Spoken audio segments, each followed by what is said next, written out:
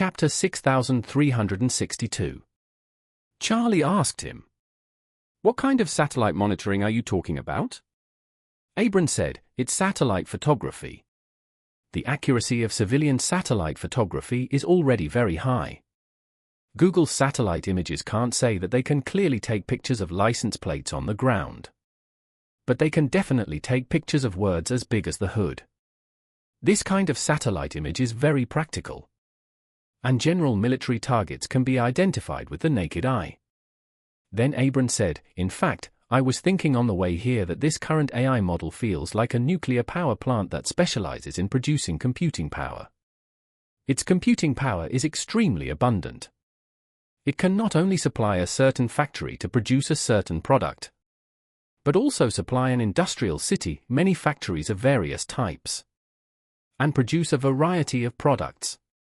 So I hope that we will also prepare to build our own satellite image library like Google in the future, so that we can use AI to achieve image quality enhancement and intelligent retrieval, which will be of great help to the security and interests of Cataclysmic Front in the Middle East, and even in the future worldwide.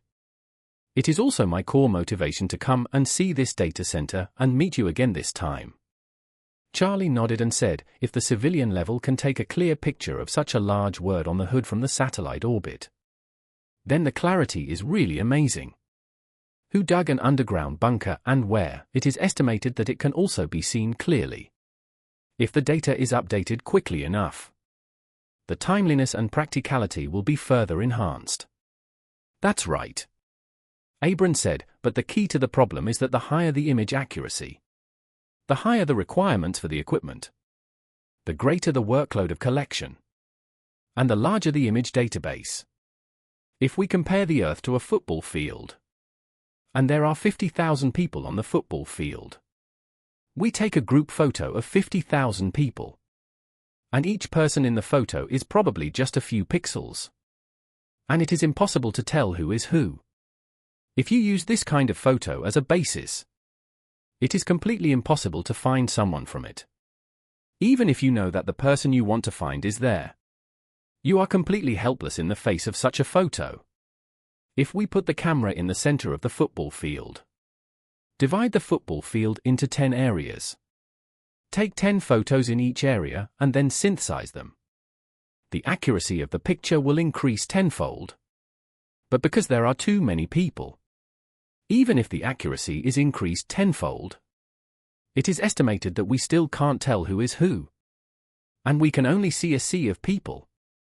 If we divide 50,000 people into 100 squares, take a photo for each square, and then combine the 100 photos, the accuracy will be improved to a certain extent.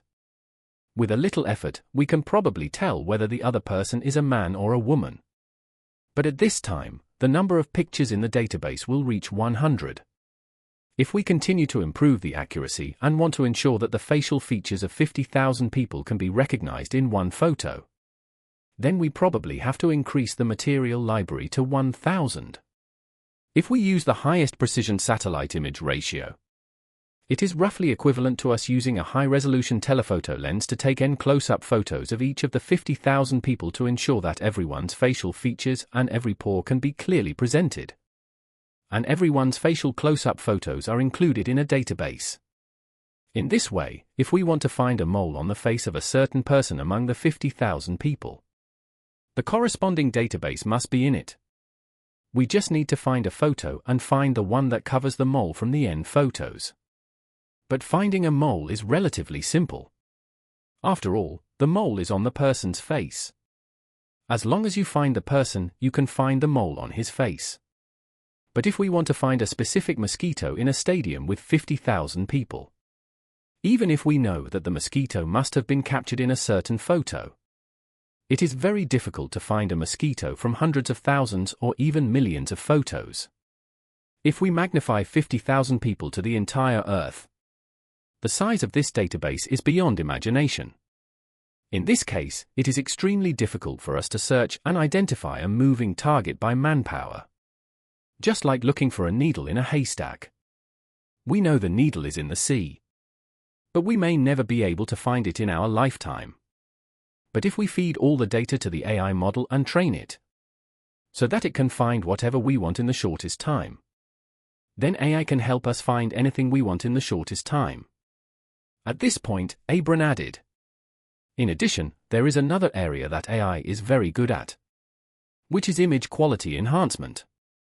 If we take a photo from a distance and the photo is a little blurry when enlarged, but not blurry enough to be completely unrecognizable, AI will automatically optimize the blurry picture based on its own understanding of the picture and the pixels, making the blurry picture clear.